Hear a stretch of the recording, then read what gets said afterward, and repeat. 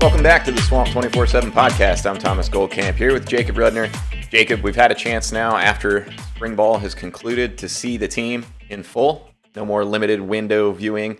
So we got a chance to see the entire spring game last night. Obviously, I think we have to start by talking about Anthony Richardson. I think he stole the show last night. We've been pretty frank on this podcast about what we've seen in those limited viewing windows. And frankly, it was inconsistency as a passer. Pretty much erased those concerns last night, I would say. Yeah, there's no doubt that he erased those concerns. I do want to say one thing, though.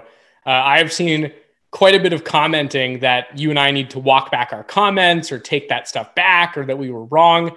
And that's not the case. We explicitly said on the podcast, we've said it in our reporting, we've said it on our message board, that those are our observations from a brief 15-minute window. So we watch Anthony Richardson for about 15 minutes, 3 times a week in practice sessions. And what we did see was inaccuracy. And one of the things that you and I talked about specifically on this podcast was it's going to be interesting to see how he performs when the lights are on and when there are fans in the stands. And I think that was critical. And last night we saw him deliver in that exact situation. There were lights on, there were fans in the stands, 45,000 of them according to the team. And he performed exceptionally well. 18 of 24 passing, just over 200 passing yards, 2 passing touchdowns. He ran quite well last night, also running for a score. He looked phenomenal. There's no question about it. And again, it doesn't mean that what we talked about with regard to his spring practice performance is wrong. It's just that when we watched him in full and we were able to see him in a game-like scenario, like we talked about, it was significantly different than what we saw in a limited window in which we just simply reported what we saw. So it was an amazing night for Anthony Richardson. It's got to give Billy Napier a ton of confidence to be able to see that from his quarterback, to just absolutely level the first team defense. On the flip side, the defense did get obliterated by the quarterback. Offense clearly won the night between the two first teams. That being said, definite confidence booster from an offensive perspective. And still, I will reiterate one more time, I don't think you and I were wrong. It's just that the situation developed and the situation changed. Let me ask you this. What were you most impressed by with Richardson's performance? Because let's break down sort of why we were so impressed. I mean, the numbers obviously speak for themselves, but to me, there were certain elements that you were like, oh, that's what they're doing with him. Yeah, it was the quick decision-making for me. It was the way that he distributed the ball to receivers fast. He went through his reads. It was not the first read every single time. There were several throws last night that were to read 2 and even one throw to read 3, if I remember correctly. And I haven't yet rewatched the game. So this is just off of my having seen it one time live in person, notes I took, reaction to it. So I could be wrong. Let me just preface that with that. But I do know that it was not all first read throws. And when he did have to go through the progression, it was fast. He went through, he assessed his options. There was little hesitation, and he distributed the ball decisively to his receivers with accuracy, which I think was a big thing that you and I were talking about. And he made sure that the ball was put into a tight window for his receivers to make it catchable. That was really impressive to me. I would just say in general, though, beyond the speed of the decision-making was really promising in general. I think that he did a good job of just assessing the field, not throwing any jeopardy balls, really putting into safe situations consistently. And he didn't overly rely on his legs. And now, granted, that could be by design because they don't hit the quarterbacks in the spring game. Right. So they might have told them, let's not run, let's, use that sparingly. But for what we did see and what we know, it was a good performance in terms of using the balance of running when he needed to and being able to deliver the ball through the air when it was there. Yeah, I made the same mistake. I with the game being streaming only, I had hoped to rewatch it. Couldn't find it on demand on ESPN or SEC Network Plus. So I'll preface this with I haven't had a chance to rewatch the game either. Had hoped to have more thoughts on sort of individual performances in the trenches, but I've got the game recording now off YouTube TV, so I will rewatch that and post some thoughts at a later point. But I thought the thing that stood out to me last night with Richardson and really the way the whole first team offense operated, we saw a lot more tempo. Florida really hasn't been a big tempo team over the years. We saw a little bit of it when Jim McElwain came in and they tried to do it, and obviously things bogged down after he lost Will Grier. But I thought Florida running sort of more up-tempo really played into Anthony Richardson's strengths because it allowed him to go out there and make those quick decisions like you're talking about. I thought he got the ball out effectively. And really when you're playing with that quick tempo, sometimes it can lessen the amount of overthinking you do from the quarterback position. And I think for Richardson especially, that's going to be a big factor. One of the things you talked about during the game last night when we were sitting watching in the press box was how comfortable he looked operating within the pocket, which I thought was very evident. It wasn't just bootlegs and rollouts where he had his success, and he had a lot of success on those, and those are going to be a huge part of the offense. But I thought when, he did sit in the pocket and he had a good pocket for most of the night, credit to the first team offensive line, he really, like you said, was able to get past his first read, make smart decisions. I mean, I'm thinking back on it again before rewatching. I can't really think of any throws where I thought, ooh, that was a risky throw. And, from Jack Miller, we saw a lot more of those. Obviously the one that got picked off in the end zone by Donovan McMillan. But there were 2 or 3 other ones where you kind of saw him stare down the read and throw it into traffic. And we didn't see that with Anthony last night. Now, again, spring game's it's a small sample size. That's only one game. And as you go through the course of an SEC season, teams are going to get more tape on you. And that's where the continued development has to happen, because they will find the weaknesses and start to exploit them. So I think there's still plenty of work to be done. But Jacob, it's totally clear at this point, there is no quarterback controversy. There's no quarterback competition. It's Anthony Richardson. And I would say even then, everybody else. I'm not sure Jack Miller did a whole lot last night to really cement himself as like a clear-cut number 2. Oddly, I think he remains among the people in the room, and that's an important phrase right there, among the options. I do think that Miller remains the clear number 2 of who's here. Right. I think that his performance last night was really disheartening, though. A lot of jeopardy balls, poor decisions, overly reliant on his first read. He threw the ball 11 times to Frazier's last night, which is it's way, way too much, especially against the second team defense, which Billy Napier has not shied away from saying is lacking depth. Right. He has talked about it ad nauseum that this team lacks depth all around, but he's pointed to spots like the defensive line where there might not have been as much pressure on Jack Miller last night. He's pointed to safeties. He's pointed to, defensive backs in general, inside linebacker he's talked about. And the depth issues that he is speaking of are the players that Jack Miller went up against last night. And but also some of the players that he was playing with, in fairness. No, there's 100%. Don't get me wrong. That is also a factor, but you would have liked to have seen him, make a second read and not target one receiver double-digit times in 3/4 of play, or not throw a ball into the end zone into triple coverage that got intercepted. And by the way, it wasn't even particularly close to the receiver. So forget that there were 3 defenders there. It wasn't he had a route coming open on the opposite side of the field. Right, that was what I was about to say. There was an easier, more open throw that he did not take. So just to put, there's no reason to harp on it. It was a really bad performance. Statistically, I can give it to you 13 of 23, 121 yards and an interception. But again, you look at the rest of the quarterbacks, Jalen Kitna played, Carlos Del Rio Wilson played, and they were a combined 0 for 5 with a pick. So again, I don't know that Miller did anything to help himself, but I also don't know that anybody else did either.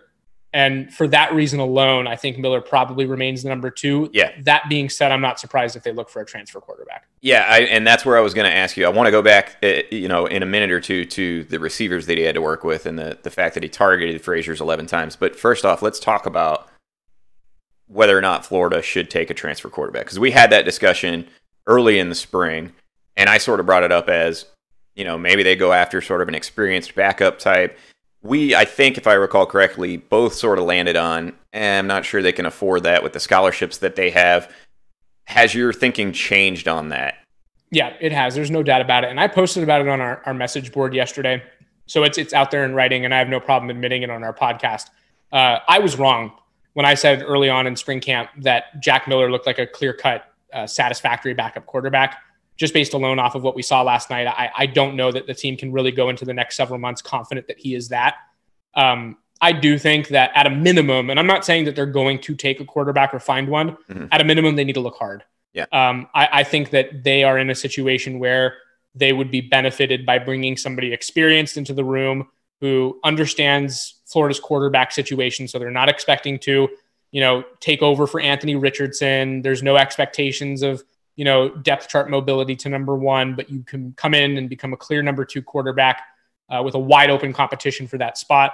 I think that at this point, based on what we've seen, is a very reasonable search. I also think that it would benefit Florida greatly if one of their younger quarterbacks under Miller transfers out of the program. And I'm not saying that I've heard that. I'm not even calling it likely, but I am saying that if it were to happen, it probably would be a welcomed development for the team. It would free up that scholarship, like you mentioned, being a concern, and it would really just allow them to pretty much unabated go after somebody that they can add to that room with a little more experience. Yeah, I don't think that would be surprising at this point. I mean, like we said, just from a numbers standpoint, Florida's going to have some attrition, and that room, I would think, would be a pretty likely candidate. I'm with you. I do think it's important not to overreact to one sample size of the spring game. Would I be comfortable with Jack Miller if Anthony Richardson goes down in game one? No, I can't say that at all. But I do think there's probably another element to the discussion of, like we talked about, limited depth. I thought the second team defensive line really made life difficult on Jack Miller because the second team O-line didn't really hold its own. And then I thought, to the point of him targeting Jaquavian Fraziers 11 times, there's not a whole lot of receiver depth. And I think everybody watching that game last night probably came away feeling great about Anthony Richardson, feeling really pretty good about the running backs. And a couple receivers, Trent Whittemore, Justin Shorter, maybe Xavier Henderson. Again, the guys we talked about in spring that you can count on to start, but maybe aren't necessarily going to be stars. Can you get some guys in there through the transfer portal such that, some of those guys, like maybe Xavier Henderson, are your 4 or 5, and you have a true go-to playmaker? I think that's going to be an important focus for Florida in the transfer portal. Yeah, I do too. I think that one of the things, and let me just go back because you do bring up a good point. I'm not suggesting that he had the options from a skill standpoint, a talent standpoint, to target more than just Frazier's Jack Miller. But I think it would have been nice to see him make an attempt. Oh, yeah. No, we're in agreement there. Yeah, no, I'm more talking about the style of the play, what happened, and the fact that it looked very limited to the first read. That was more what I'm saying. I'm not saying that he had options from a talent perspective. 100% I'm with you.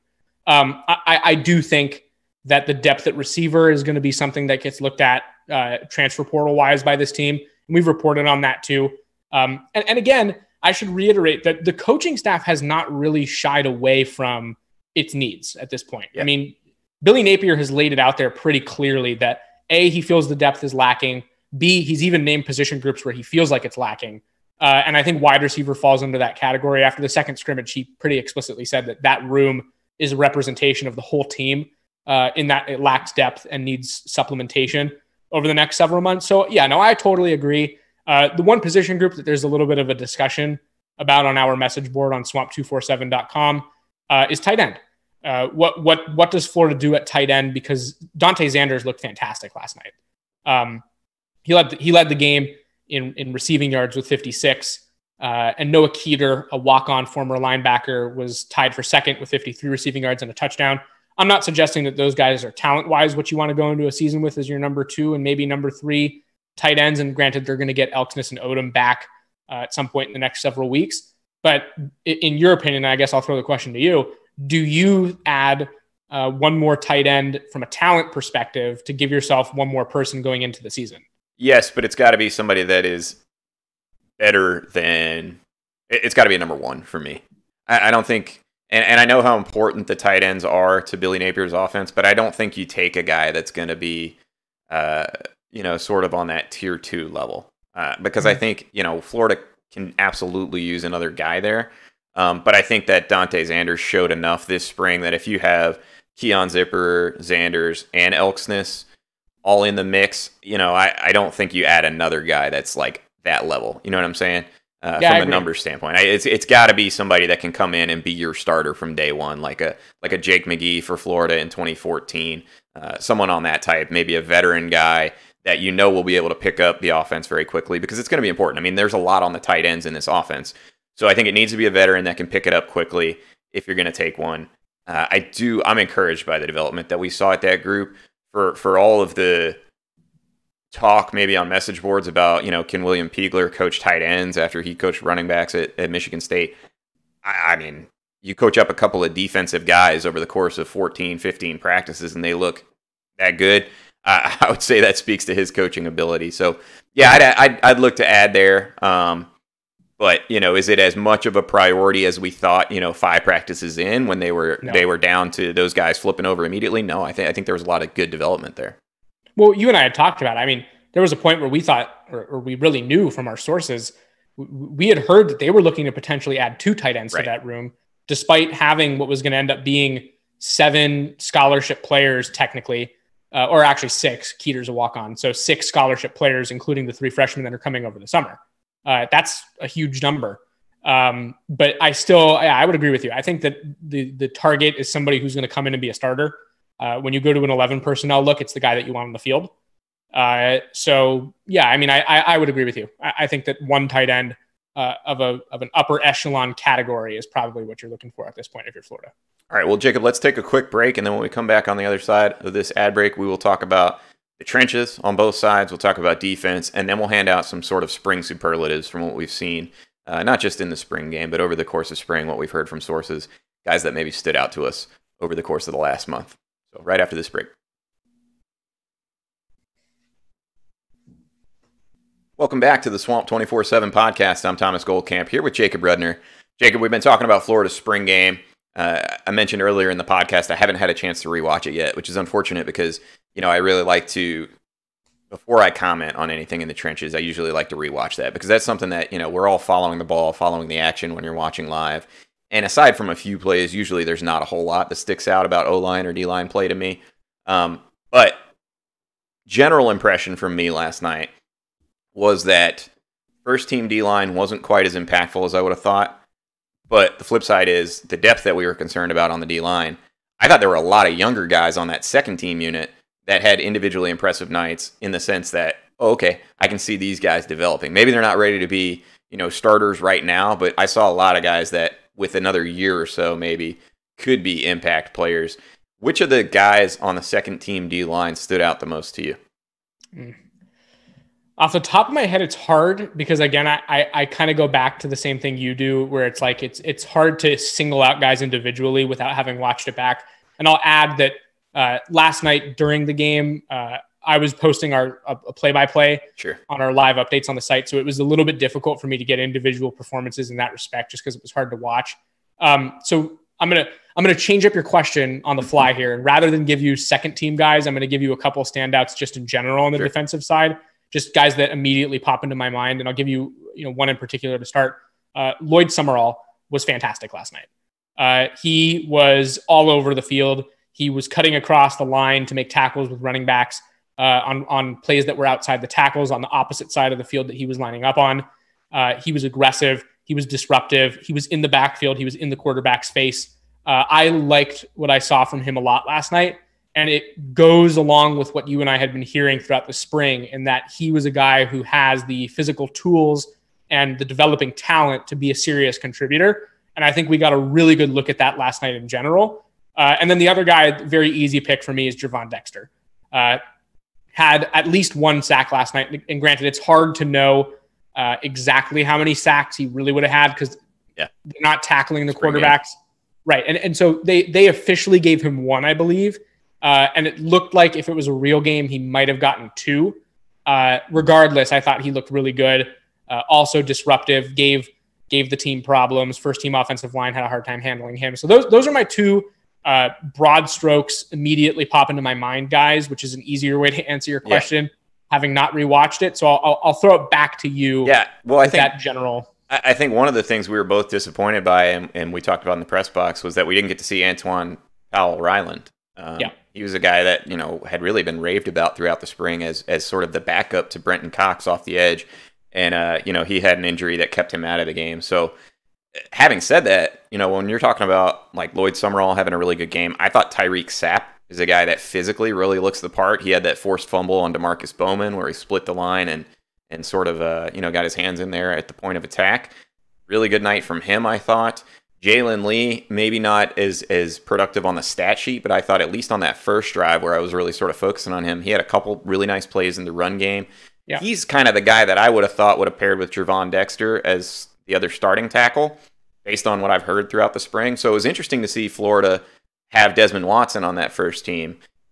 he's obviously a guy that needs some conditioning work, and they'll focus on that in the offseason. But I think the depth on the D-line is there. I think that the question is sort of like at tight end, if you're going to take a transfer portal guy, make sure it's a guy who can come in and start, and then sort of give those younger guys that we're talking about a little bit more time to develop without feeling the full pressure of like, we need you to start and produce right away. And obviously Florida's looking at some guys in the portal already. Yeah. Chris McClellan. They had one person. Yeah, go ahead. Yeah.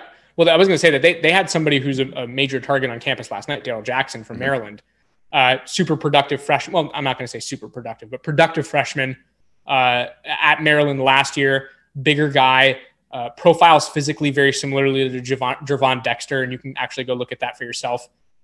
He posted a picture of the two of them together, just kind of like imagine what this could be, kind of a thing. And if you think about it, I'm imagining it would be pretty intense for an opposing offensive line. Those are two big dudes, and Gervon Dexter is a physically imposing kind of physical specimen for his position, and Jackson looked pretty similar. So that was a good development. He told our recruiting analyst, Blake Alderman, he told him last night that Florida's his leader at the moment, although he still needs to take other visits before he really makes a decision, and is projecting that he will announce where he's headed on May 15th. That would be a great add for that room if they can make that happen. That's a guy with 3 years of eligibility, looked good for Maryland last year in somewhat limited playing time. He did play in all their games, I believe, but I don't know that he was on the field all that much. And so, to your point, I think that they need to add a contributor in that room, and that's probably a guy that could do that. Yeah, I think he would obviously be a big addition, and he seems like he's pretty high on Florida at the moment. Any other defensive takeaways before we sort of move into the superlatives? Because, the first team defense did have a rough go of it. I will say I think they were limited in what they were doing schematically.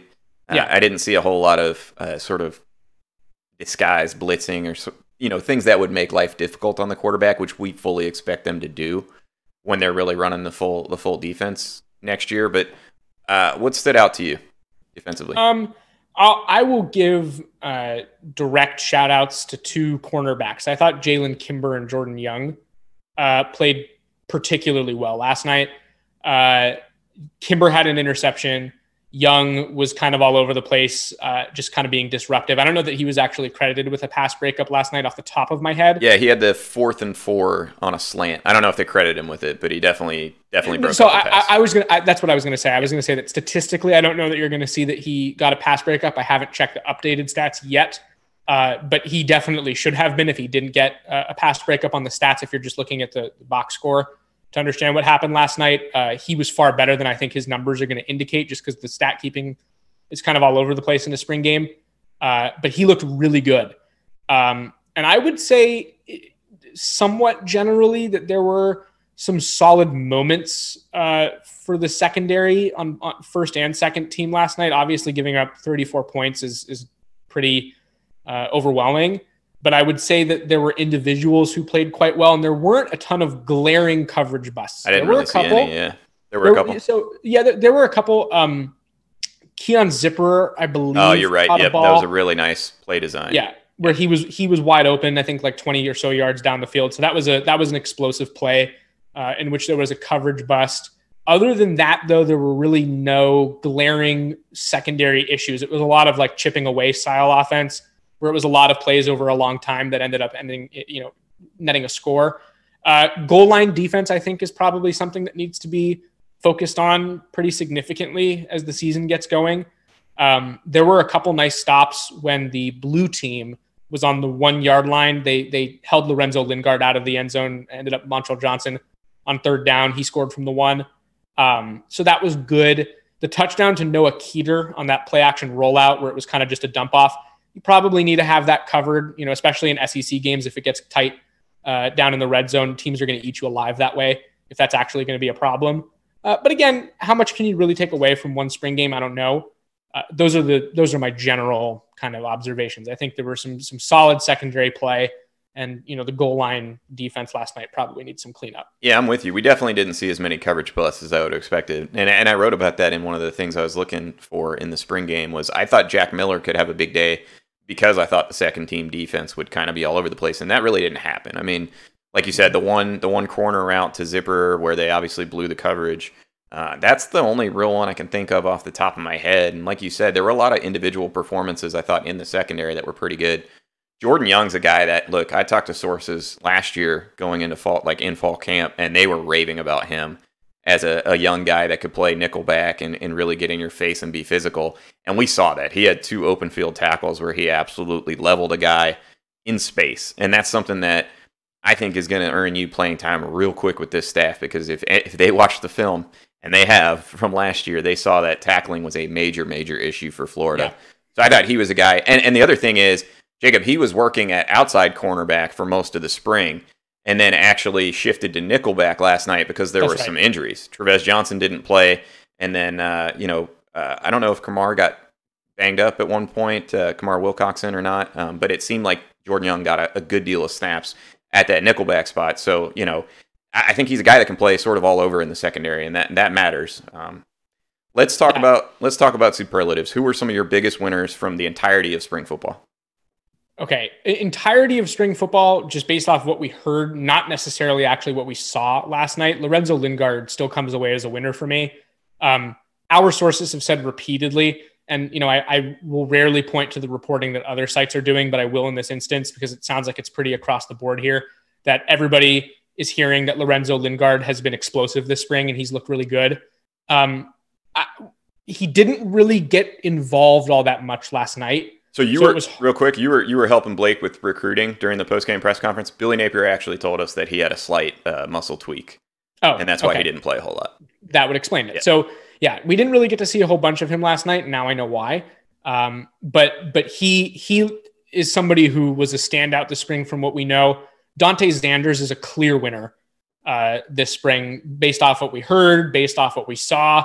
And then my third is going to go to Anthony Richardson. There were a lot of comments from us included just about accuracy problems in the observation windows of practices. Not an issue at all last night. And my fourth and final, before I toss it over to you, is actually walk-on kicker Adam Mihalik. I hope I did not butcher his last name right there. He was fantastic last night. Knocked down a 52-yard field goal. If that was actually a game, it would have been tied for the longest since 2000. And he made a 48-yarder off the top of my head. I think it was 48 at some point in the fourth quarter, about 9 minutes left. So that is a big win, especially because Chris Howard did not play well last night, and looks like Mihalik might put himself in a situation where he is the starting kicker. Yeah, and Florida needs it. And it's funny, I was writing 10 instant takeaways and had, kicking concerns being one of them. And of course, he hit the 52-yarder, but then immediately kicked the ensuing kickoff out of bounds. But I did forget to include that he made the 48-yarder there. So my apologies to Adam on that instant takeaways piece. You did great. Good job. I think one of the biggest winners for me of spring, and this may be a cop-out answer because everybody knows about him, but Gervon Dexter, I thought really from talking to sources, has emerged as a significant leader on defense. I think from the standpoint of attitude and buy-in, he is exactly the type of player who can really get other guys to buy in because of who he is, his stature as a former 5-star player, obviously all the physical tools in the world.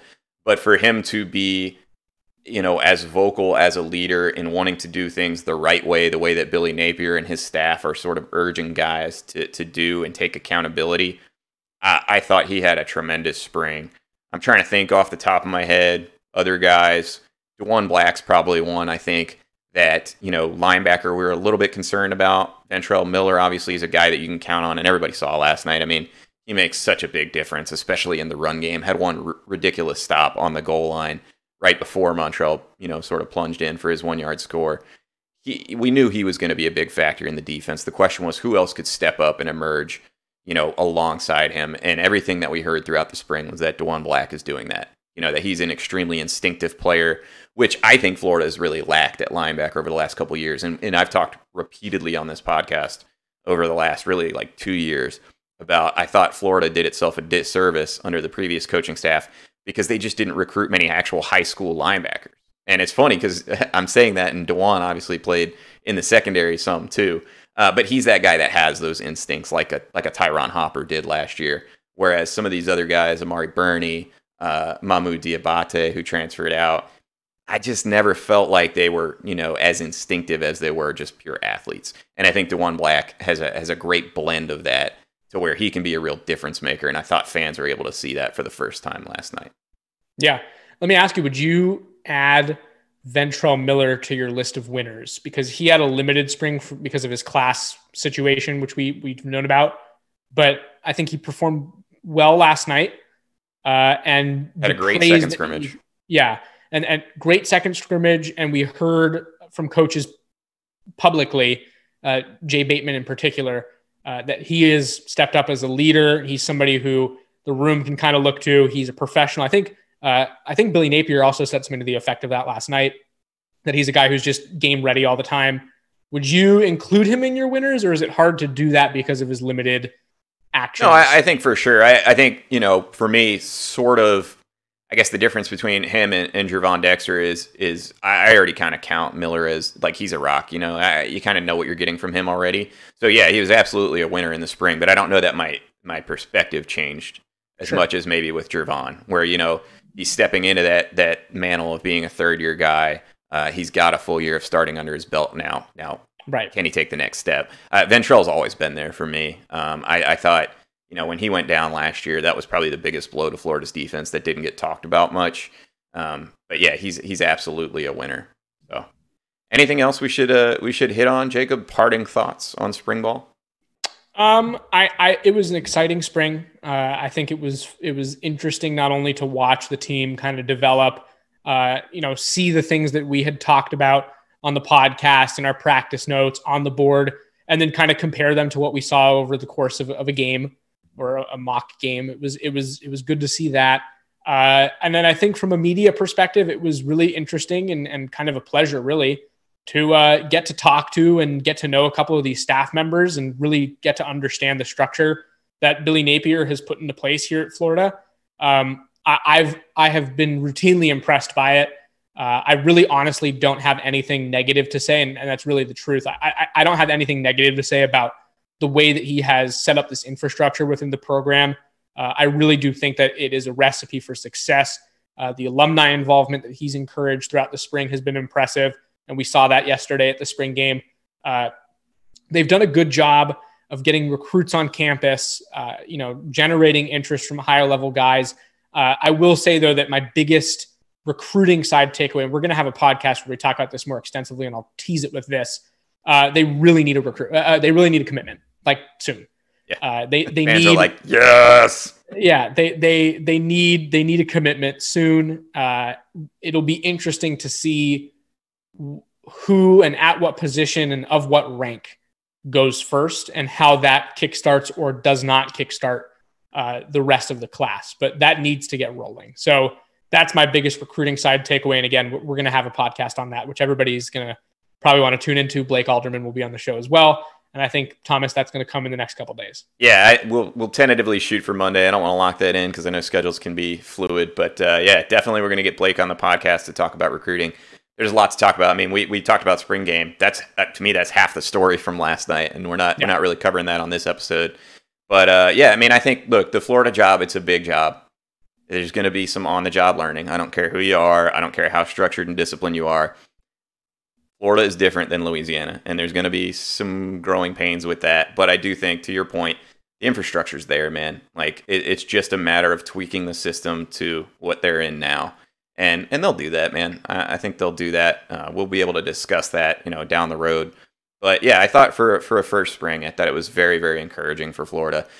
The roster's not going to change overnight, you know, and we've talked about it. There's significant depth concerns.